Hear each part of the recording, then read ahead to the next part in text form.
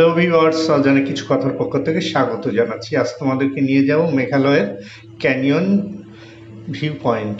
Canyon view point Shillong থেকে 41 kilometre দূরে অবস্থিত।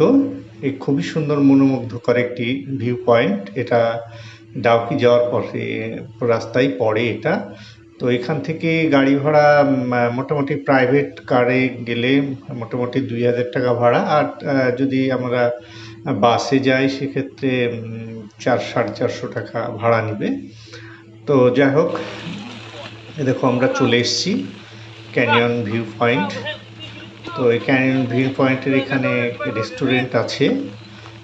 তারপরে রেস্টুরেন্টের পাশেই যে ক্যানিয়ন ভিউ পয়েন্ট, সেই ভিউ পয়েন্টে চলো আমরা যাই, গিয়ে দেখাই যে কি আছে। এখানে 20 টাকা আমাদের টিকিট নেয় ক্যানিয়ন ভিউ পয়েন্টে ঢোকার জন্য। চলো আমরা যাই।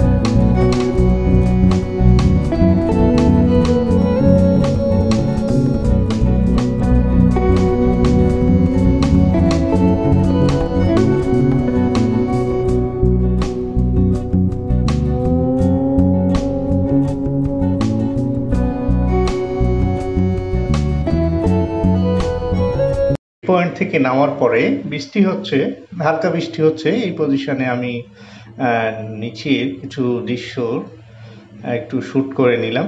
খুব পাহাড়ের মনোরম পরিবেশ, আকাশ মেঘলা, বৃষ্টি হচ্ছে।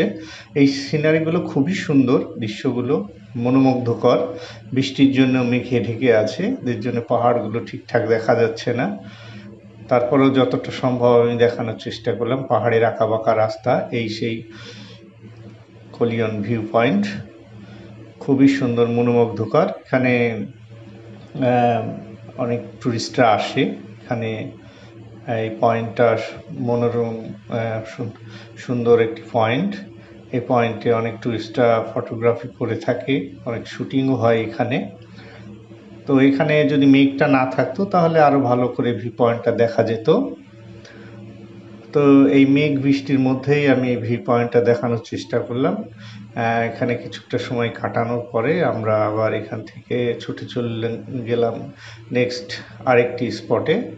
তো আমরা একটি বাসে, টুরিস্ট বাসে এসেছিলাম। তো টুরিস্ট বাসে অনেকজন থাকে, এখানে 32 জন মতো এই টুরিস্ট বাসটাই ছিল আমাদের।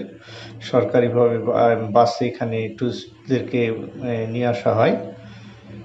তো এই যে সামনে দেখতে বাসটা, আমাদের এই পয়েন্টটা দেখা হয়ে গেল। তারপরে আমরা চলে যাব নেক্সট কোনো আরেকটি পয়েন্টে। তো আমরা এখানকার আজকের মতো এখানে ব্লগটি শেষ করছি। সবাইকে অসংখ্য ধন্যবাদ জানিয়ে এখানেই শেষ করলাম।